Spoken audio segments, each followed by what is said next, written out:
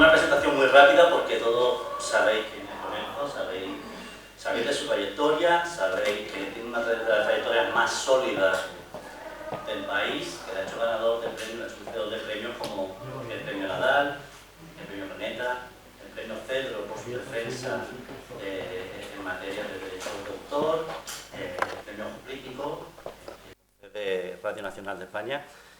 Y bueno, yo creo que uno de los atributos que definen perfectamente a Lorenzo es su lucidez.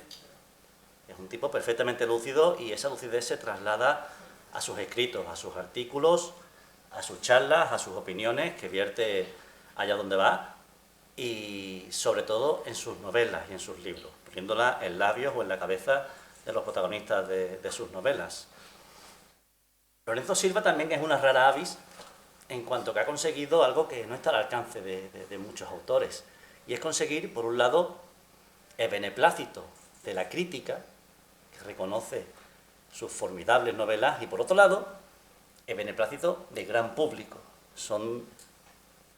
Digamos que no es habitual que las buenas novelas consigan el favor del gran público, ¿no? Pero es que hay una tercera pata que se consolida también, que consolida y que nos da también una idea de quién es Lorenzo Silva, ¿no?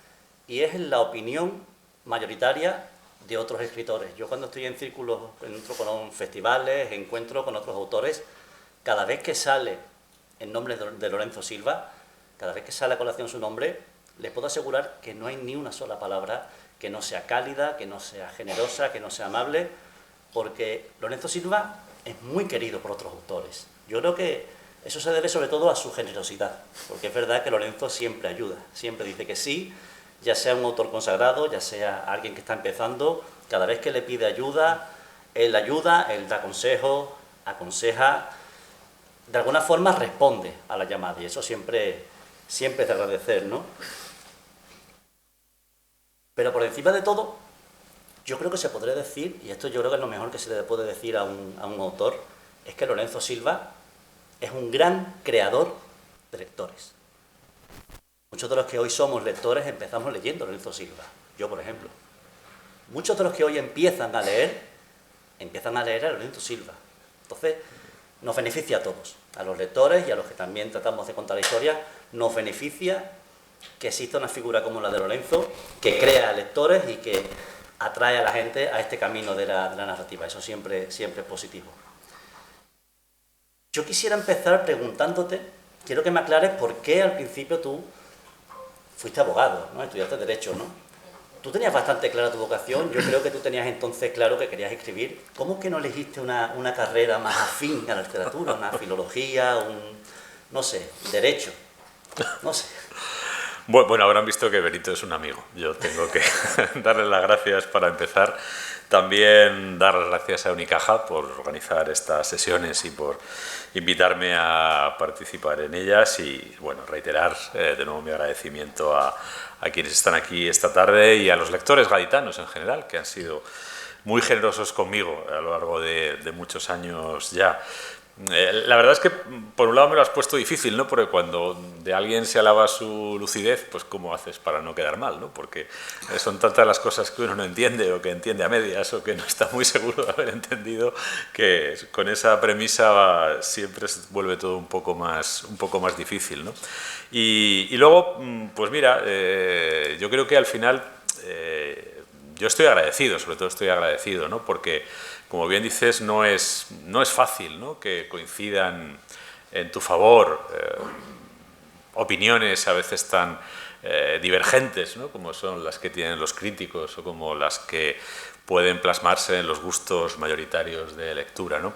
Tampoco hay unanimidad nunca, ¿eh? También hay lectores a los que les aburro, supongo, y también hay críticos que consideran que no doy la talla, pero bueno, yo no me puedo quejar y estoy muy agradecido por lo generosos que han sido los lectores conmigo, los lectores de todo tipo, no solo los lectores especializados, digámoslo así, los críticos, empezando por el primero de todos ellos, a quien siempre me gusta recordar, que es Ricardo Senabre, el antiguo catedrático de Teoría de la Literatura de Salamanca y crítico de varios medios, probablemente el crítico más prestigioso del último medio siglo en España, que cuando publiqué mi primera novela, Insignificante, en una editorial completamente insignificante, no solo la leyó, sino que le dedicó una página entera en el suplemento para reseñarla, ¿no? Y también, bueno, pues agradezco la generosidad de los lectores de todas las edades y la generosidad de los lectores de toda condición, ¿no? A mí a veces la vida me ha deparado ese apuro, lo llamaré así, de ser leído por personas que conocían muy bien la materia sobre la que yo escribía, ¿no? Y esas personas podrían haber sido más duras conmigo, sin embargo también han sido generosas. Cuando recibes generosidad, a mí me lo enseñaron de pequeño, es muy difícil no intentar corresponder, o no intentar por lo menos hacer lo que tú puedas. Yo, hablas de otros autores, yo siempre que he leído un libro que me ha parecido brillante, que me ha parecido interesante, que me ha parecido digno de ser leído, y la firma es la de alguien que por razones las que sean no es muy visible o no es tan visible, no es que solo haya sentido el deber de dar esa buena noticia a quien me pudiera escuchar, sino también la obligación moral de hacerlo.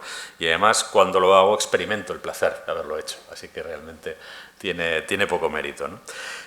Pero ya a tu pregunta, que es una pregunta que fíjate, yo me la hice en su día. No solo me la hice, es que me la hicieron. Me la hicieron las personas que yo tenía cerca. Cuando tenía 15 o 16 años, ya escribía novelas. Eso probablemente me convertía, en fin, seamos claros, en un tarado, ¿no? O sea, en un personaje un poco extraño.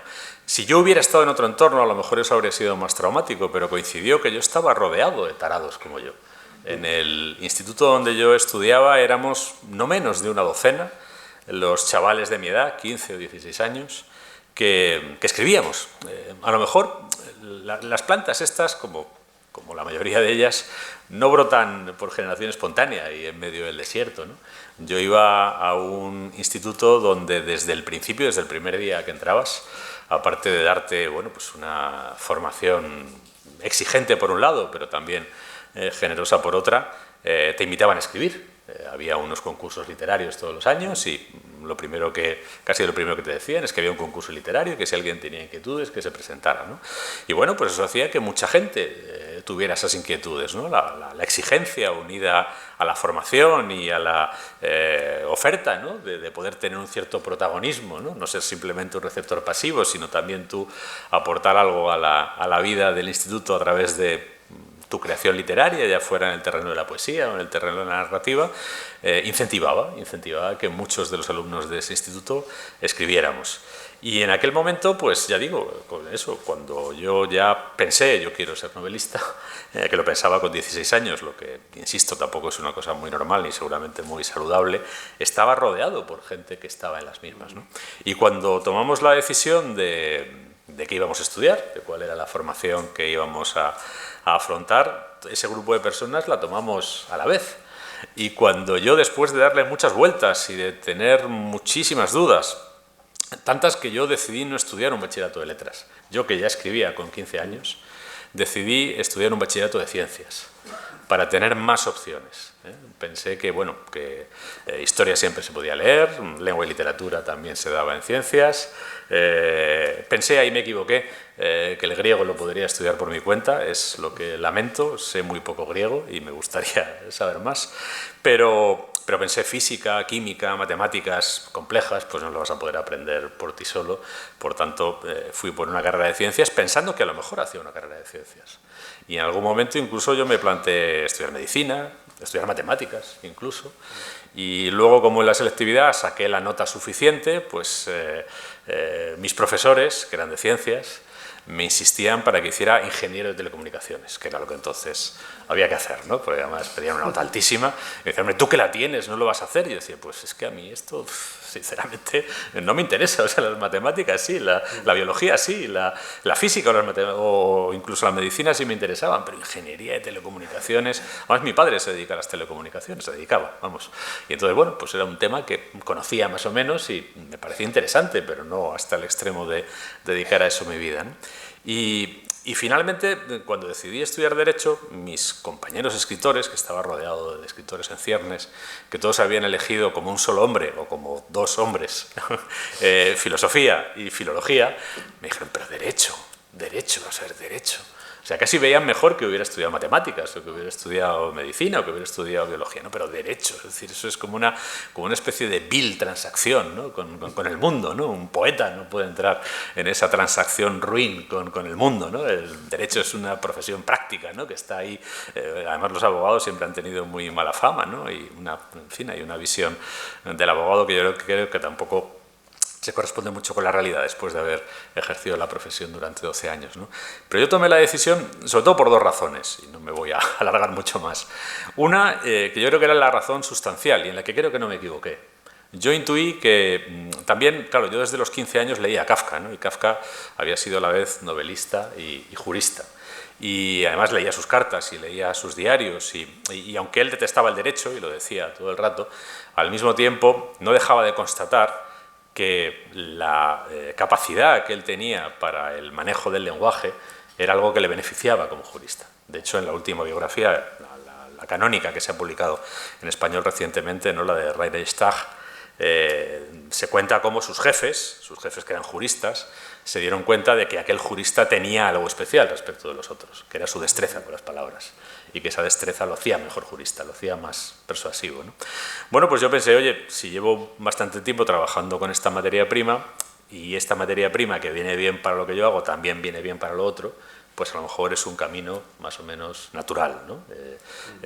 Escribiendo sonetos es muy difícil ganarse la vida, pero llevando pleitos civiles o contenciosos administrativos, por aburridos que sean, pues uno se gana la vida y también es aprovechar, ¿no? O servirse de esa destreza verbal a la que hasta cierto punto pues está condenado, ¿no? Está condenado a ejercitar un escritor.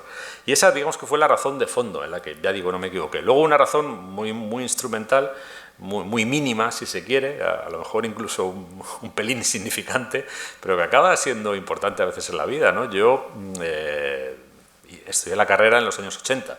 En los años 80 los varones estábamos obligados a un pequeño interludio en nuestras vidas muy apetecible y muy deseado por todos, que era el servicio militar obligatorio, ¿no? Y además era una experiencia que era, bueno, pues te llevaba un año. En aquella época el servicio militar obligatorio era de un año, y yo tenía un poco noticia de hasta qué punto distorsionaba, ¿no? Por ejemplo, el acceso luego a la profesión de quien acaba de terminar la carrera, de las opciones que había, ¿no? Y en fin, yo como pertenezco a una familia de militares estaba bien asesorado. Entonces a mí mi padre nunca me aconsejó hacer milicias universitarias y esas cosas, ¿no? Que al final estabas pringado 2 cursos al final de la carrera y luego 6 meses. Y me dijo, mira, lo más sencillo es irte voluntario, irte lo más joven posible y te quitas la mili al principio de la carrera. Eliges, y es verdad, podías elegir, hacías 3 meses más de mili, pero eliges el lugar, eliges la fecha.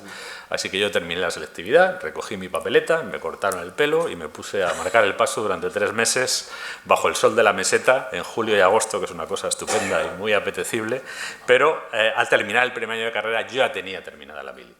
Y lo que necesitaba era una carrera que pudiera compatibilizar con el servicio militar lo mejor posible. Bueno, derecho en primero solo tenía 4 asignaturas. Eso al final inclinó la balanza frente a otras cosas. Y ya digo, puede parecer una razón nimia, pero creo que al final fue la determinante.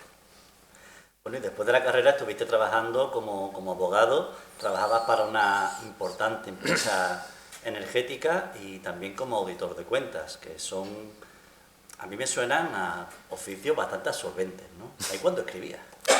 Pues yo he llegado a escribir de pie en el metro, y se puede. Y se puede. Yo cuando me dice, no puedo hacer esto, digo, no lo necesitas lo bastante. Si realmente lo necesitaras, ya creo que podrías, ¿no? Yo, en aquella época, mira, yo empecé a trabajar en, la suelo nombrar así porque es como hay que nombrarla, ¿no? En la extinta Arthur Andersen, que era una compañía, una firma internacional multinacional de servicios profesionales que además era muy conocida en aquel momento en España y en el mundo porque era probablemente la más importante, ¿no? Digo la extinta porque desapareció de la noche a la mañana porque un socio de auditoría de la oficina de Houston, si no me equivoco, hizo unas prácticas poco ortodoxas en la auditoría de una compañía que se llamaba Enron, engañó a todos sus accionistas y a todos los mercados y eso desplomó de golpe el crédito de una firma que había estado en primera línea durante 80 años, ¿no? El crédito, la fiabilidad de esa firma se vino abajo y Arthur Andersen desapareció de la noche a la mañana. Pero la firma que yo conocí, en efecto, era una firma muy exigente. Era una firma muy exigente con los profesionales y muy exigente no solo en estándares éticos, sino también en trabajo. Allí la cosa iba así. Cada año o te ascendían y te subían el sueldo un montón o te echaban. Esa era la dinámica, ¿no?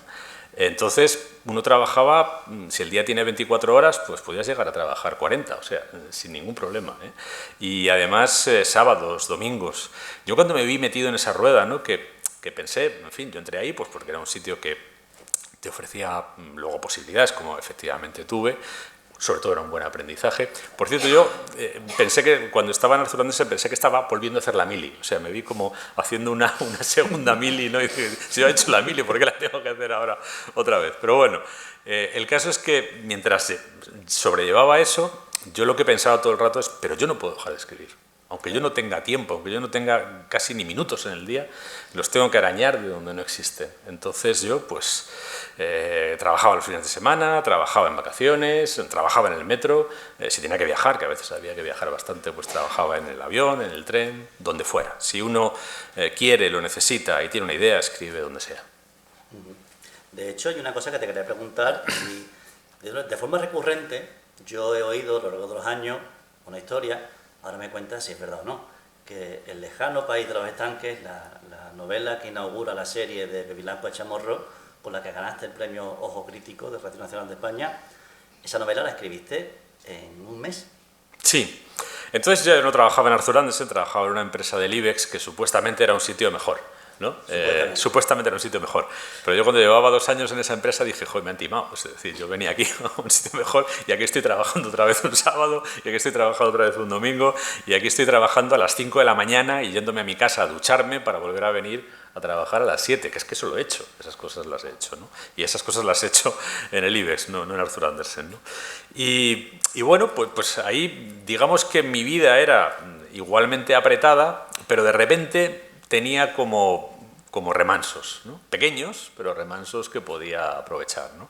Pues a lo mejor ese año, en el año 95, que fue cuando escribí El lejano país de los estanques, yo había hecho montones de horas extra, habíamos cerrado 3 o 4 operaciones muy importantes, de esas ya digo, trabajar hasta las 5 de la mañana, ir a casa, ducharte y volver casi con 1 hora de sueño o poco más, ¿no? Y como consecuencia de eso, pues me debían horas y me debían días. Y entonces, como es verdad que en el verano en España todo baja bastante, ¿no? Pues ese verano yo dije, oye, no hay nada que arda en este momento, ¿por qué no me dejáis que me tome 35 días seguidos de vacaciones? Y eso que a lo mejor en Arthur Andersen no lo habría podido hacer, en la empresa del IBEX sí que lo podía hacer, y lo hice. Y entonces yo me senté el primer día y dije, tienes 35 días, ni uno más. La novela llevaba en mi cabeza desde el verano anterior, y no había podido prácticamente, no sé, había hecho, no sé, algún bosquejo de las ideas para el primer capítulo. No había podido hacer más durante ese año. Pero dije, ahora tienes 35 días. Y si no, pues será hasta el año que viene. Y la escribí en esos 35 días. No, es bueno para a comer, a dormir, alguna otra cosa que hay que hacer también, pero el resto, pues... Qué barbaridad. Bueno, esa novela dio inicio a la saga de Bevilacqua y Chamorro, que es la saga que es muy reconocible, muy longeva, lleva ya 26 años. En marzo sale la novela número 14 de la serie, protagonizada por Bevilacqua y Chamorro. Me gustaría saber cómo llegó esa historia a ti y sobre todo, bueno, lo que siempre te preguntarán, supongo, ¿cómo es que elegiste a 2 guardias civiles como protagonistas de tu novela? Porque era una cosa que hasta entonces no se había hecho, que ha habido algunas aproximaciones con mayor o menor fortuna, pero la primera serie policíaca, la primera novela policíaca protagonizada por 2 guardias civiles, con todo el recelo que tenían muchos lectores, fue El lejano país de los estanques, de Lorenzo Silva. ¿Cómo se te ocurrió la historia y cómo se te ocurrió que fueran guardias civiles? Lo he contado más de una vez y si hay alguien en la sala presente le pido disculpas por adelantado, por aburrirle, ¿no? Pero digamos que hay 3 orígenes, ¿no? que convergen en esa primera novela. 3 elementos, ¿no? que los 3 me vinieron en momentos diversos. Uno es la propia historia. Yo lo que tenía de entrada era simplemente la idea, el deseo, a lo mejor incluso también la necesidad, de escribir una ficción criminal ambientada en la realidad española. Yo no es que fuera un lector devoto de novela policial o de ficción criminal. He leído, o había leído ya por entonces, pues qué sé yo, desde Conan Doyle hasta Agatha Christie, o Dashiell Hammett, pasando por Jim Thompson, o James M. Cain, en fin. Y muchas de esas historias, además, las había conocido previamente a través del cine, porque muchos de esos autores han sido muy adaptados al cine, ¿no? Pero realmente yo me consideraba un fanático de la novela criminal. Yo lo que en ese momento sí me consideraba era un fanático de Raymond Chandler. Porque cuando leí El largo adiós, la penúltima novela del detective Philip Marlowe, dije, a ver, a mí las otras historias me han parecido interesantes, pero es que a mí me gustaría escribir algún día algo que se pareciera remotamente a esto. Y ese fue el detonante inicial, ¿no? Hacer una ficción criminal ambientada en la realidad española. Yo no quería copiar los modelos, los arquetipos o los referentes estadounidenses. Yo no vivo en la California de los años 30, donde sí vivía, 40 o 50, donde sí vivió Raymond Chandler, ¿no? Yo tenía que escribir sobre mi tiempo y mi lugar, eso siempre lo he tenido muy claro, sobre lo que me concierne o sobre lo que puedo comprender con cierta profundidad. Interesarme, me interesan muchas cosas, pero creo que para escribir uno tiene que tener esa identificación profunda con lo que está escribiendo. Y me puse a buscar una historia criminal. Lo primero que busqué fue el crimen, y el crimen realmente vino a buscarme, como muchas veces pasa con las ideas. Las ideas a veces te encuentran ellas a ti, ¿no? Y no tú a ellas. Yo de joven me empeñaba mucho en buscar las ideas y sufría mucho porque no las encontraba, hasta que entendí que las historias te encuentran a ti. Y si estás lo suficientemente quieto, lo suficientemente atento y lo suficientemente dispuesto a recibirlas, no solo no te faltan, sino que hay un momento que empiezan a abrumarte, porque hay tantas que no te va a dar tiempo a contarlas todas, ¿no? En este caso, a mí la historia me asaltó en el verano del 94, justo el verano anterior, por eso yo la idea la tenía en la cabeza desde tiempo antes de escribirla, en unas vacaciones, en una playa en Mallorca. Yo vi una escena violentísima entre dos mujeres extranjeras, dos mujeres muy llamativas. Una porque era una chica muy joven, muy alta y muy atractiva, y la otra porque era una señora ya mayor. Ahora digo, una señora ya mayor sería la edad que tengo yo ahora mismo, más o menos, ¿no? Entonces, en fin, la vida, ¿no?, que te va poniendo en tu sitio. Bien, pues era una señora mucho mayor que ella, más que le doblaba la edad, vamos, le podía sacar 30 y tantos años, y la relación que había entre ellas no se parecían en nada físicamente, no eran madre e hija, claramente, y no eran amigas, es decir, allí había otro tipo de relación, y la relación era y la situación era muy tensa. Se hablaba en alemán, lengua que yo entonces entendía bastante poco, con lo que, bueno, yo realmente no sé qué era lo que pasaba allí. Lo que sí vi fue que en un momento, pues la joven, ¿no?, que claramente ostentaba un cierto poder dentro de la relación, decidió humillar a la mujer mayor, y entonces se tiró al agua y empezó a nadar, además a una velocidad y como una nadadora casi profesional, nadó 200 metros y se fue, vamos, al final la veías como un puntito blanco ahí en la roca, ¿no? Y la señora, pues esperó que volviera, no volvía, estaba en la playa llamándola, y la otra la ignoró olímpicamente hasta que la mujer mayor se rindió, recogió sus cosas como derrotada y se fue. Y solo un tiempo después de que se hubiera ido, la chica volvió nadando tranquilamente y se vistió y tal. Y fue, bueno, ya está. Yo no vi nada más. No sé cuál era el subtexto de eso. Pero bueno, llevaba escribiendo novelas ya bastantes años y empecé a pensar cosas, ¿no? Y con mucha rapidez se me ocurrió una historia en la que la chica acababa asesinada y la mujer mayor como sospechosa del crimen. Ese es el planteamiento de la novela y me vino a buscar. No. ¿Por qué lo elegí? Pues porque me parecía que hablar del turismo en España era en ese momento acercarse a una vertiente relevante de la realidad española. A mí lo que me gustan de las buenas novelas, de las buenas ficciones criminales, en particular las de Raymond Chandler, es que no cuentan historias intrascendentes, no cuentan historias gratuitas, o no cuentan historias aleatoriamente elegidas, ¿no? Cuando uno lee El largo adiós se da cuenta de que es una radiografía implacable del sueño americano y del American Way of Life, ¿no?, a través de unos personajes que representan sus luces y sus sombras, sus glorias y sus miserias. Gente que ha conocido el éxito profesional y el fracaso personal, es decir, no es una ficción hecha a tontas y a locas, ¿no? Raymond Chandler conocía bien la sociedad estadounidense y la retrata a través de esa historia. Bueno, pues yo pensé que el turismo y la conmoción que puede provocar en una zona turística que vive completamente de los turistas, la muerte violenta de una turista, y bueno, pues que era una buena manera de acercarme a la realidad española, en particular a través de la realidad mallorquina, que conozco bien porque tengo un buen amigo allí y ahora pues hasta mi hermano vive allí, ¿no? Entonces, ese fue mi punto de partida. Y de repente me planteé, ¿y esto quién lo investiga? Es decir, la chica esta aparece muerta, ¿no? Y se me ocurrió cómo. ¿Y esto quién lo investiga? Literariamente. Literariamente, pues podría ser no sé, podría ser un periodista, podría ser un periodista alemán, de los que cubre uno de los medios alemanes de Mallorca, que los hay, puede ser un familiar de la víctima que viene para ver qué ha pasado, puede ser un juez, puede ser... Y de repente estaba yo pensando cosas raras y dije, bueno, vamos a ver, si aquí aparece un cadáver colgado en una casa, en una cala de mallorquina, bueno, pues alguien llamará al 062 y ahí aparecerán dos picoletos, ¿no?, que llegarán con el coche de patrulla y mirarán y dirán, pues hay una muerta, ¿no? Bueno, así empieza la novela. La novela empieza así, es decir, empieza por lo natural, que es curioso porque vivimos en un país donde lo que es natural a veces es lo que menos contamos, ¿no? Es decir, mira que la Guardia Civil en el año 95, que fue cuando yo lo hice, llevaba ya siglo y medio de existencia. Pero es que, es más, llevaba siglo y medio haciendo labores de policía judicial. Pues hay gente que piensa que los guardias civiles han empezado a investigar crímenes con Rocío Baninkoff, ¿no? Pero la Guardia Civil hace funciones de policía judicial desde 1844, ¿no? Y sin embargo, eran personajes casi ausentes en la literatura española. Entonces, cuando yo me di cuenta de eso, dije, ostras, pues es que esta es la opción. También me pregunté, ¿por qué no lo hace nadie? Y me di mis respuestas y las tenía más o menos claras y me dije, pues esto para mí son razones para hacerlo. No son razones para no hacerlo, son razones para hacerlo, son razones para hacerlo. Y a partir de ahí me puse a pensar en los personajes. Bueno, los personajes, que es de dónde vienen Bevilacqua y Chamorro, pues la verdad es que también vienen de la experiencia y también yo me los encontré cuando me puse a pensar en guardias civiles, pensé lo que no quería hacer.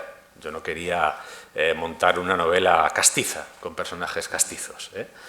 Respeto el casticismo cuando se hace bien, pues no sé, uno de los grandes autores de la novela policíaca española, Francisco García Pavón, es un autor muy castizo, que habla de un ambiente tan castizo como el ambiente rural de Tomelloso, ¿no? Y lo respeto muchísimo y me parece un grandísimo autor, pero ese no es mi camino, esa no es mi vía, ¿no?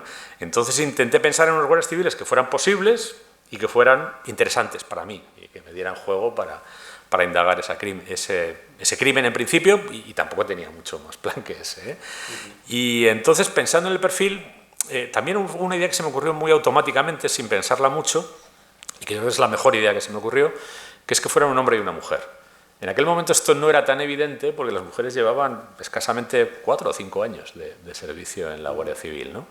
Pero yo, que me dedicaba a la abogacía, había tenido ocasión de tropezarme con alguna guardia civil en labores de policía judicial. En labores de policía judicial, además, en el terreno de la información, es decir, en lucha antiterrorista. Porque uno de los primeros lugares donde se incorporaron las mujeres, además a mucha velocidad, porque eran muy necesarias, fue en la lucha antiterrorista, ¿no?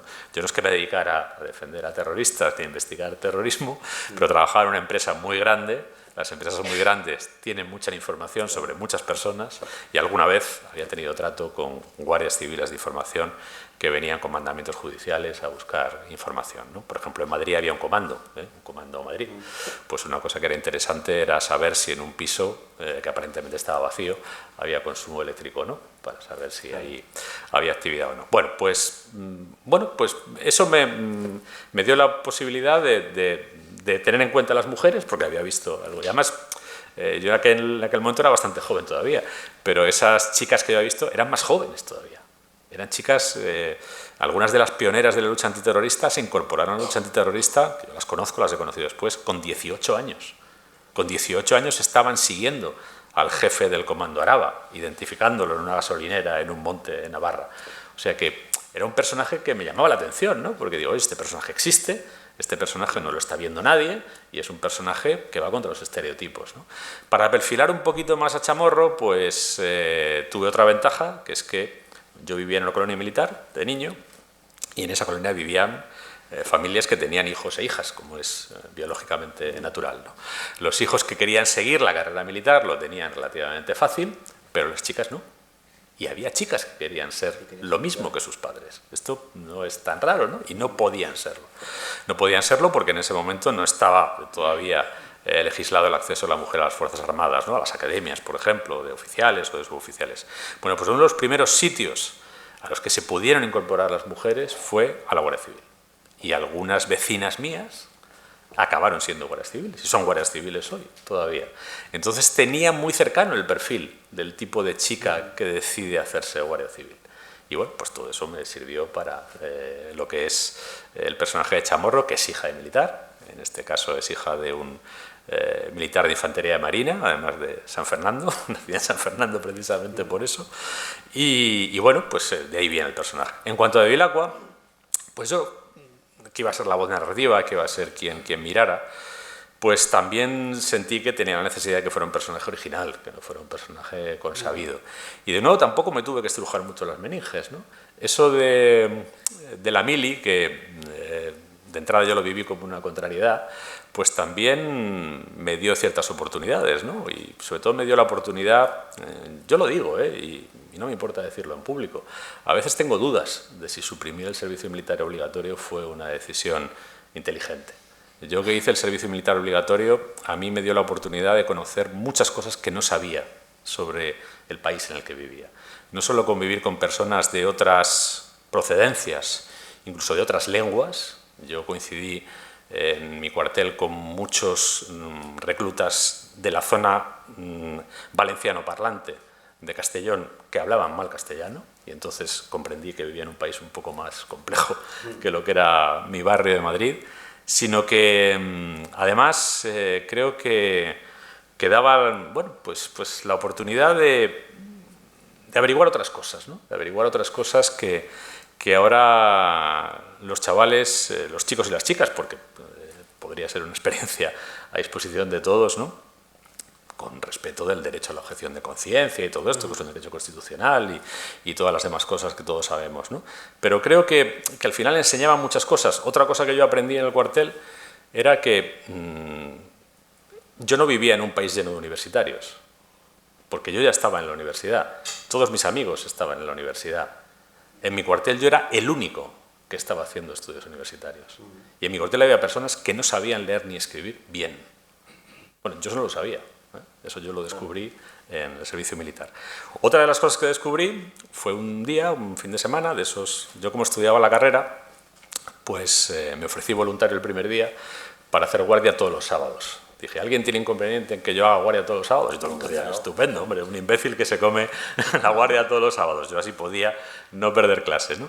Bueno, pues todos los sábados ahí estaba yo haciendo guardia en el cuartel. Todos los sábados, ¿eh? Creo que no me perdí ni uno, porque éramos pocos soldados en el cuartel y había que hacer muchas guardias. Bueno, pues uno de esos sábados yo veo llegar un tío, unas pintas horrendas, casi como un pordiosero, y que estaba en la... yo llevaba poco tiempo allí, pero el soldado que estaba en la valla, en la barrera, vaya, que era más veterano, lo conocía y le saluda militarmente y tal. Y, ¿este tío quién es? Preguntas, ¿no? Este tío parece es un pordiosero, que no dice, es un sargento de la Guardia Civil.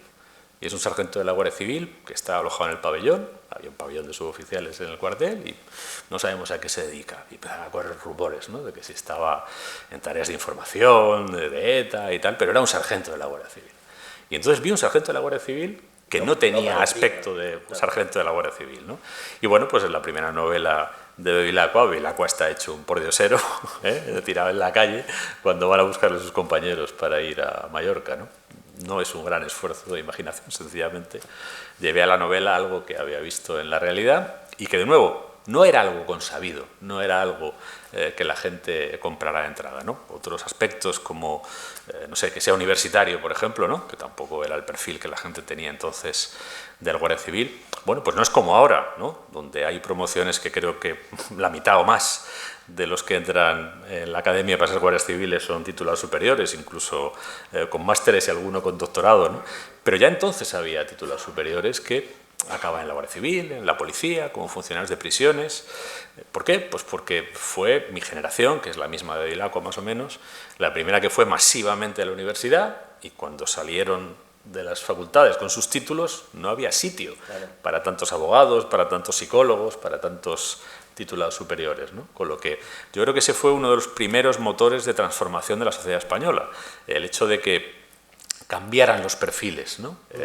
Colectivos antes cerrados, endogámicos, como podía ser la Guardia Civil y otros muchos, se empezaron a abrir a otro tipo de perfiles. La otra gran transformación de la sociedad española, sin ninguna duda, es la que representa Chamorro, ¿no? La incorporación de la mujer a lugares donde había estado secularmente excluida.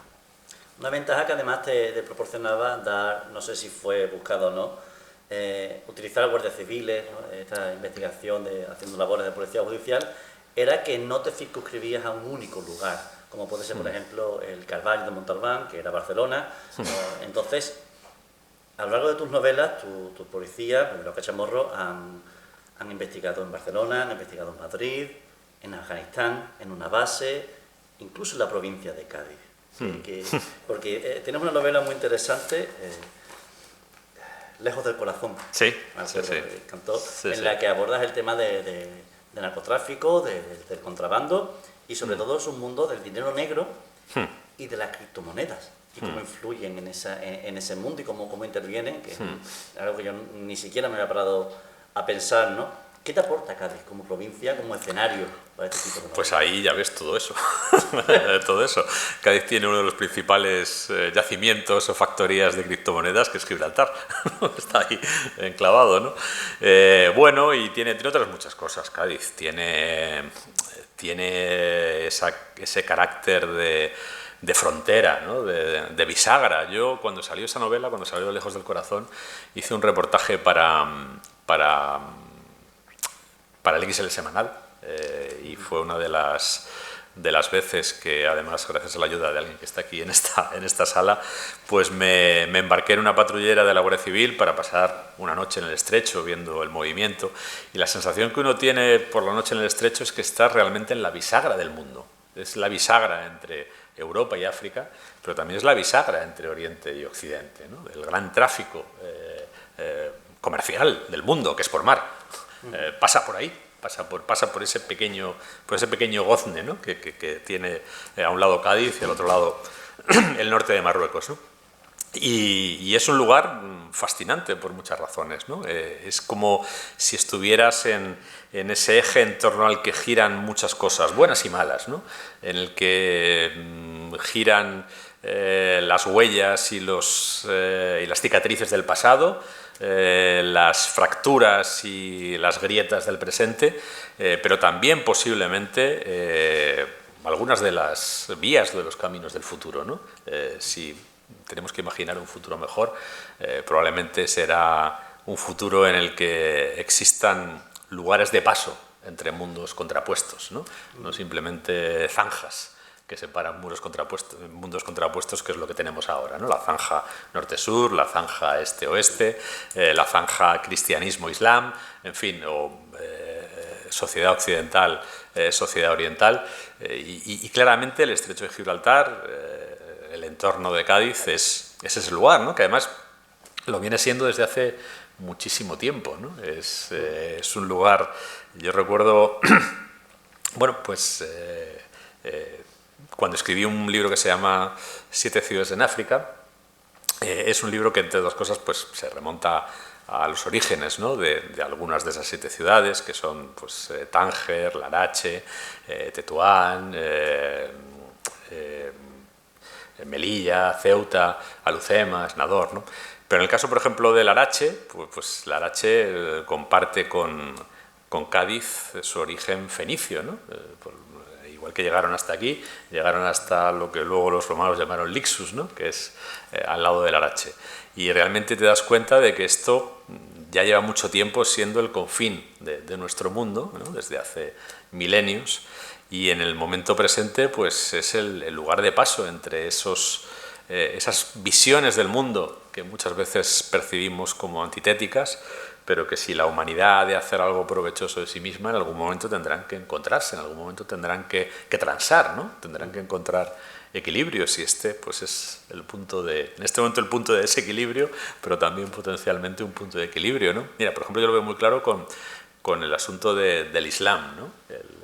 El Islam ha evolucionado los últimos años, lamentablemente, hacia las versiones más radicales, hacia las versiones más desérticas, ¿no? Las versiones que nacieron precisamente en el corazón de la península arábiga, no en los años de Mahoma, sino bastante tiempo después, y que después, bueno, pues a lomos del wahabismo, el salafismo y demás, han barrido el mundo islámico hacia Occidente y hacia el Oriente, ¿no? Pero en el Estrecho de Gibraltar está el lugar natural del Islam más occidental, que es Marruecos, que en realidad ellos lo llaman Maghrib al-Aqsa, que es el extremo occidente, ¿no? Un Islam que por su carácter fronterizo y por su roce con Al-Ándalus y demás, pues tenía una permeabilidad a otras ideas y otras visiones del mundo que no tiene ese Islam desértico wahabí, ¿no? Con lo que si a lo mejor algún día podemos encontrar una mejor forma de relacionarnos, tiene que ver con volver a ese Islam occidental y que ese Islam occidental conecte con ese cristianismo meridional y de frontera que representa Castilla, que por cierto, Castilla como una de las partes o uno de los cimientos de la sociedad española actual, ¿no? Y que es una sociedad cuyo propio idioma lo denota, tiene ya una impregnación islámica y árabe muy importante. Pues precisamente hablando de fronteras, hablando de franjas, me viene a la cabeza cuando en 2012 ganaste el premio Planeta con la marca del meridiano, que en el discurso de agradecimiento del premio Planeta te tomaste la licencia de decir unas cuantas frases muy hermosas en catalán, te atreviste con el catalán, hablando de Barcelona, ¿no? Me permito recuperar un par de líneas que yo creo que dicen bastante de esto que estás hablando precisamente, ¿no? Mi deseo es que entre mi Madrid y mi Barcelona no haya más marca divisoria que la del meridiano, que después de todo, y por suerte, no es más que una línea imaginaria. ¿Qué te da Barcelona y qué te da Madrid? Que son, digamos, tus dos ciudades, ¿no? Sí, quizá hay que explicarlo, ¿no? Bueno, es un dato geográfico muy conocido, pero Madrid y Barcelona, entre otras cosas, están separadas por el meridiano cero, por el meridiano de Greenwich, ¿no? Como yo he vivido bastante tiempo a caballo de las dos ciudades y a menudo hacía el viaje en coche, lo cruzaba por la autopista, por la AP2. Al llegar a la altura del meridiano de Greenwich, pues hay un monumento que es como un arco que cruza la autopista, ¿no? Por cierto, andando los años, conocí en Barcelona, después de publicarse esta novela, al ingeniero responsable de ese arco. Y el ingeniero, que era un ingeniero catalán, el que hizo esa autovía, pues me dijo, sí, yo hice ese arco porque cuando me di cuenta de que nuestra autopista, la autopista que estábamos construyendo, atravesaba el meridiano cero, el meridiano de Greenwich, ¿no? El meridiano que marca la longitud en todo el mundo, dijo, hombre, pues tenemos que ser respetuosos, ¿eh? La autopista no puede pasar por encima, lo vamos a levantar un poco para que pase por debajo. Y ese es el sentido del arco, ¿no? Entonces yo cruzaba el arco una y otra vez y para mí estaba muy presente y se me quedó con una imagen simbólica, ¿no? Digo, entre Barcelona y Madrid hay muchas diferencias y hay una dimensión geográfica. Cuando tú cruzas eso, pues cambia, ¿no? Pasas de la longitud oeste a la longitud este y viceversa. Y me pareció una manera simbólica y además amable, ¿no? Porque como dije en el discurso, pues es una diferencia imaginaria. Por cierto, como yo creo que son muchas de las diferencias que se establecen entre Madrid y Barcelona, ¿no? Yo viví bastantes años entre las dos y además yo no vivía en el barrio de Salamanca y en Sarriá o Sant Gervasi, ¿no? Que es el barrio pijo de Barcelona. Yo vivía en Getafe, es decir, en el cinturón rojo de Madrid, y en Viladecans, en el Baix Llobregat, que es también la corona metropolitana proletaria de Barcelona, ¿no? Y cuando yo veía cómo los responsables públicos, a uno y otro lado, insistían en reforzar las diferencias y demás, yo salía a mi calle en Viladecans o salía a mi calle en Getafe y veía prácticamente a la misma gente viviendo de la misma manera, con los mismos problemas. Su problema era pues que el ambulatorio no estuviera saturado, que el cercanías funcionara, es decir, y todo lo demás eran cosas tan psicodélicas, tan lejanas, tan remotas, tan poco concernientes a sus vidas reales, que decía, esto de alguna manera tendríamos que intentar romperlo con ese conocimiento recíproco que permanentemente se está bloqueando, ¿no? Porque si conviviéramos más, si estuviéramos más juntos. Eso que decía antes de la mili, ¿no? Si tuviéramos la posibilidad de rozarnos más, como uno se acababa rozando en una compañía, ¿no? o en un cuerpo de guardia, pues muchas de esas diferencias artificiales. Oye, igual pasa, esto lo digo, entre Madrid y Barcelona, que son parte de la misma sociedad, que tienen la misma cultura, que tienen los mismos valores, que tienen las mismas leyes, que son lo mismo en muchísimas cosas, ¿no? Pero igual pasa cuando te vas a un lugar con distancia cultural, ¿no? Mira, yo el año pasado estuve una semana larga en China, en Pekín y en Shanghái, ¿no? Y a mí me ofrecieron, para ir de Pekín a Shanghái, dos opciones. Me dijeron, puedes ir en avión o hay un tren. Claro, tú ves Pekín-Shanghái, que están bastante lejos, 1.300 kilómetros, y te dicen, hay un tren, y de entrada tú dices, bueno, tren, pero no es un tren de alta velocidad y tal. Bueno, pues yo decidí tomar el tren. Decidí tomar el tren y eso me permitió, pues en lugar de irme a un aeropuerto, que son igual en todas partes, ¿no? Y hacer ahí el protocolo aeroportuario, que es igual en todas partes, ¿no? Yo lo llamo el homenaje mundial diario a Bin Laden. Yo cada vez que me quito el cinturón digo, aquí estamos otra vez homenajeando a Bin Laden, ¿no? Porque todos estamos haciendo esto por lo que hizo Bin Laden con las Torres Gemelas, ¿no? Bueno, pues dije, voy en tren.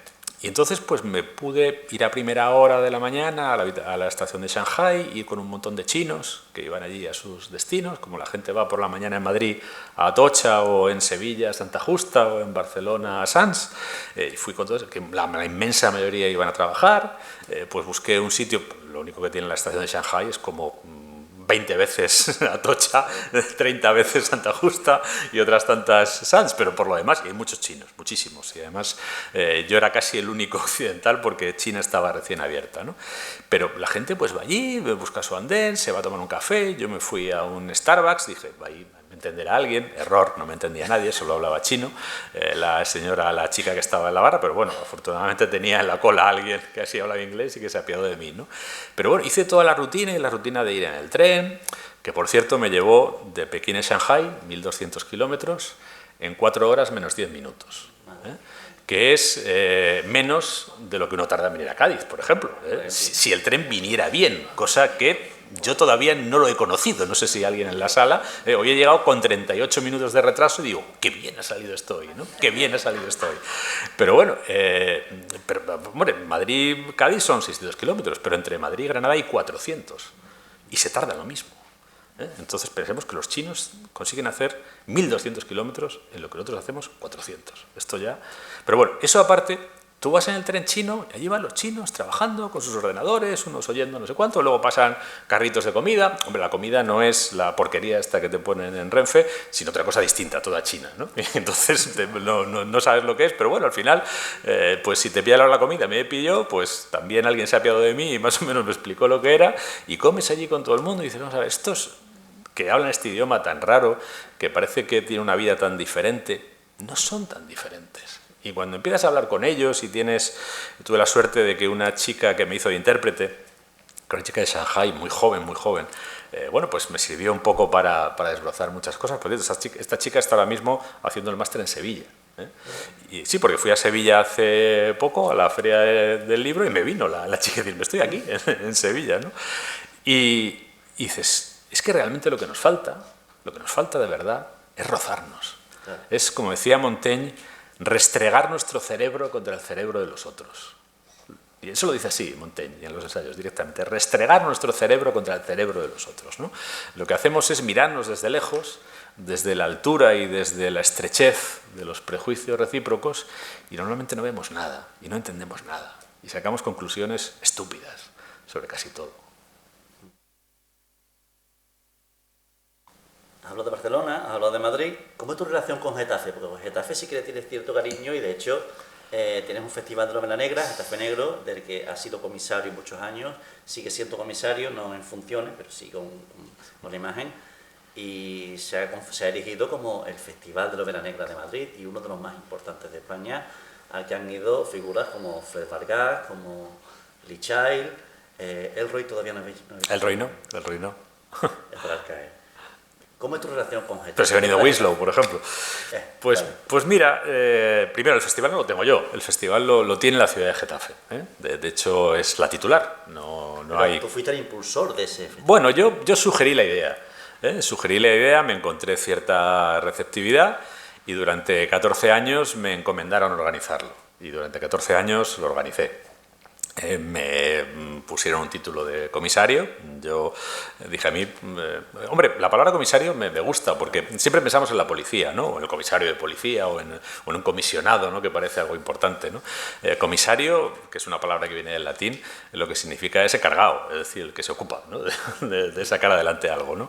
Bueno, pues durante 14 años yo fui el encargado de aquello e intenté primero pues hacer que se lo conociera, después que se lo tuviera en cuenta y finalmente que arraigara, ¿no? Y cuando pensé que había arraigado, pues inmediatamente lo que creí fue que mi misión estaba cumplida y lo que tenía que hacer es dejar sitio a otros, que es a veces algo que nos cuesta mucho, y que creo que deberíamos hacer más, ¿no? Asumir que estamos en los sitios durante un tiempo, el tiempo en el que podemos aportar algo y a partir de un cierto momento nos empezamos a convertir en una rémora o un lastre y ese es el momento en el que uno tiene que desalojar para que tu lugar lo ocupe otro que siga empujando y que empuje mejor, que siempre empuja mejor, ¿no? Desde hace 3 años este festival tiene una directora que es además una estupenda profesional y que lo está empujando muy bien. A mí me pidieron que me quedara como comisario honorífico. Yo pedí que me hicieran emérito, porque antes lo de emérito era como soso, pero ahora tiene vidilla lo de emérito, ¿no? Es una cosa que te lo dices y, oye, enseguida te guiña el ojo, ¿no? Sí, muy bien siendo emérito. Pero no prosperó. Me pusieron honorífico, que es una cosa así un poco como del inserso. También pero bueno, civil honorífico, ¿no? Sí. Digamos que... Honorario, Guardia Civil es honorario, sí, vale. Guardia Civil es honorario. Pero bueno, el caso es que ahora mismo el festival tiene ya una dirección y yo si puedo ayudar en algo ayudo, pero no lo llevo. Mi relación con la ciudad es, bueno, yo Getafe la conozco desde hace 58 años, bueno, del principio no me acuerdo, pero desde hace 56 sí que me acuerdo. Y yo me acuerdo, mis primeros recuerdos son con 2-3 años en una calle de Getafe sin asfalto, una calle de tierra, la calle en la que yo vivía, que sigue existiendo, pero está asfaltada. Cuando yo vivía allí no tenía ni siquiera asfalto. Yo no nací en Getafe porque no había hospital, nací en Madrid, que era donde estaba el hospital, pero mi primer lugar de vida fue Getafe, donde yo aprendí a caminar, a hablar, a leer, fue Getafe. Donde me enseñaron a leer fue en Getafe, ¿no?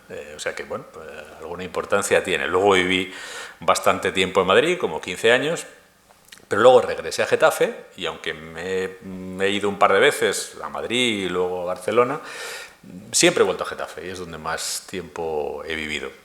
La he visto crecer, la he visto mejorar en todos los aspectos, ¿no? De ser una ciudad de cierta importancia, ¿no? Porque Getafe, frente a otras ciudades del cinturón de Madrid, tenía 2 elementos que la hacían, digamos, diferencial, ¿no? Uno es que desde el siglo XVI es cabeza de partido judicial, que eso es una cosa importante. Entre otras cosas, te permite tener una cárcel, que es hoy la biblioteca central de la ciudad, por cierto, la antigua cárcel del partido judicial. Y tiene, desde hace bastantes años, un aeródromo que además está vinculado a la industria aeronáutica española, ¿no? Y que siempre ha sido, Getafe ya era importante industrialmente en los años 20 del siglo pasado, ¿no? Porque allí se fabricaban los aviones, que entonces era la tecnología de punta, y se siguen fabricando aviones. Hay una factoría de Airbus que fabrica tanto aviones comerciales como aviones militares, ¿no? Entonces, bueno, sí, tenía eso, pero aparte de esos 2 elementos que a lo mejor la podían distinguir de otras ciudades de la periferia, pues sufría un poco todo lo que sufren las ciudades periféricas, ¿no? Vivir a la sombra de la gran ciudad, ser una especie de satélite de la gran ciudad que lo devora todo. Y una de las razones para impulsar Getafe Negro fue tratar de descentralizar la cultura. La cultura, como todo, está centralizado. No solo en términos nacionales, sino también incluso dentro de la Comunidad de Madrid, en términos capitalinos, ¿no? El Prado está, vamos, no es que esté centralizado en una ciudad, es que está centralizado en 2 calles, ¿no? En la Castellana y el Paseo del Prado y Recoletos, ¿no? Ahí está todo. Y parece que fuera de ahí, en Madrid casi no puede suceder nada, ni siquiera en los barrios de Madrid, ¿no? Pues nosotros dijimos, oye, pues mira, como esto de la novela policíaca, aquí está virgen. Nosotros cuando montamos el festival lo llamamos Getafe Negro, Festival de Novela Policíaca de Madrid, con 2 narices, ¿no? Digo, oye, pues ya está, no somos de Getafe, somos el Festival de Novela Policíaca de la Comunidad de Madrid. para una vez y para esto, el centro no va a ser Madrid, el centro no va a ser la Castellana, el centro no va a ser Cibeles, el centro va a ser esta ciudad del sur, del cinturón sur de Madrid, ¿no? Y bueno, pues la verdad es que contra todo pronóstico, creo que por el esfuerzo de mucha gente, yo solo puse la idea inicial, pero esfuerzos de mucha gente, lo hemos conseguido y me parece que es un modelo saludable de gestión cultural. Es decir, que la cultura no suceda solo en el centro, no suceda solo donde se supone que tienen que suceder las cosas, sino que alguna cosa suceda fuera de donde se supone que tenía que suceder. De hecho, se han intentado hacer varias veces Festival Dramera Negra de Madrid, por encima de Getafe, apartado, y siempre fracasado, no ha llegado a hacerse, se ha topado con trabas burocráticas, mientras, sin embargo, Getafe Negro ha ido pues, con un tiro, y eso pues, es de agradecer. Nos hemos quedado sin tiempo. Pues yo me he enrollado mucho. Pero la buena noticia es que ahora Lorenzo va a estar a vuestra disposición para firmaros los libros que le habéis traído, habéis escrito para que los firme, y para resolver todas las dudas que yo me he quedado con un montón de preguntas por hacerle, y ahora vais a poder hacérselas para que os las responda muy gustosamente, con esa lucidez de la que, como habéis podido comprobar, hace gala. Pido por favor un fuerte aplauso para Lorenzo. Bueno, muchas gracias.